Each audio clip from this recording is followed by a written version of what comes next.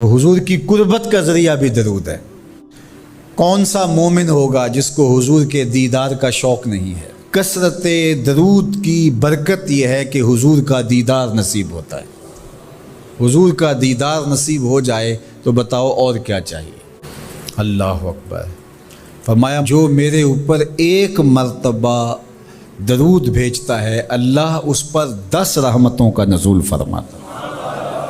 और एक हदीस में आया जो एक मर्तबा मेरे ऊपर दरूद भेजता है अल्लाह उसके 10 गुनाह माफ़ करता है, 10 दर्जे बुलंद करता है और 10 रहमतों का नज़ूल फरमाता है। तो दरूद पढ़ा हुजूर पे काम अपना बन रहा है।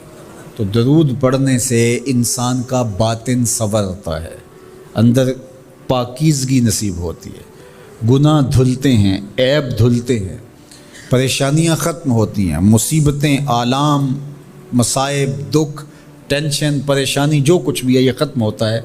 और दरूद पुरसुकून बना देता है इंसान को। राहत बख्श है वजीफ़ा, सुरूर अंगेज़ है ये वजीफ़ा, नूर बेज़ है ये वजीफ़ा, माहौल में शगुफ्तगी पैदा कर देता है।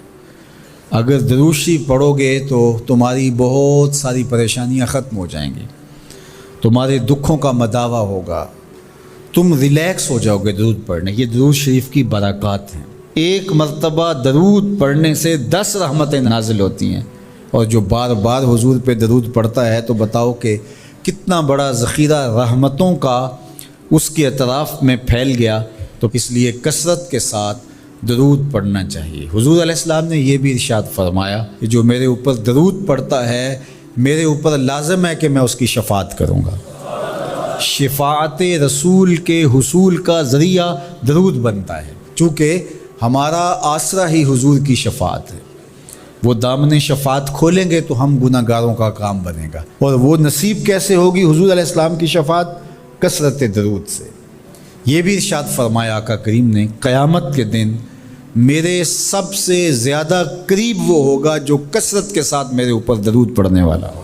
अल्लाह का फ़रिश्तों की मजलिस में हुजूर की सना करना ये दरूद है। हुजूर की मदह फरमाना, महबूब की शानों को बयान फरमाना।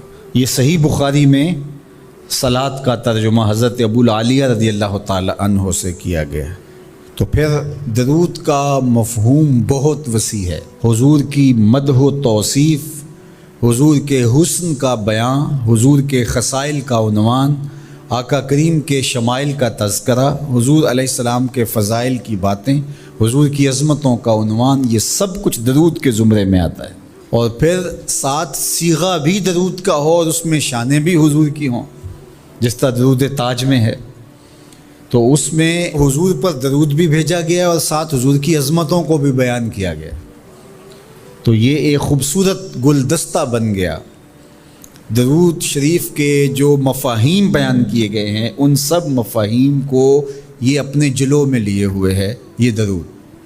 तो कसरत के साथ हुजूर अलैहिस्सलाम पर दरूद पढ़ने की तलकीन फरमाई गई। हज़रत उबई बिन काब रज़ियल्लाहु ताला अन्हु फरमाते हैं कि आका करीम ने तरग़ीब दी दरूद शरीफ पढ़ने की, बाकी उमूर और इबादत, ज़िक्र, फ़िक्र। तो मैंने अर्ज़ की, इरशाद फरमाए कि मैं आप पर किस मिक़दार में दरूद पढ़ूँ, कितना वक्त, कितना दरूद पढ़ूँ। तो आका करीम ने फरमाया माशेता, जितना तुम चाहो। फरमाते हैं मैंने कहा मैं 4था हिस्सा दरूद पढ़ूँगा, बाकी 3 हिस्से दीगर इबादत और दीगर वज़ाइफ अज़कार बजा लाऊँगा। फरमाया जिस तरह तुम चाहो, जो तुम्हारी मर्ज़ी, लेकिन अगर दरूद की मिक़दार को बढ़ा दो तो तुम्हारे लिए बेहतर होगा।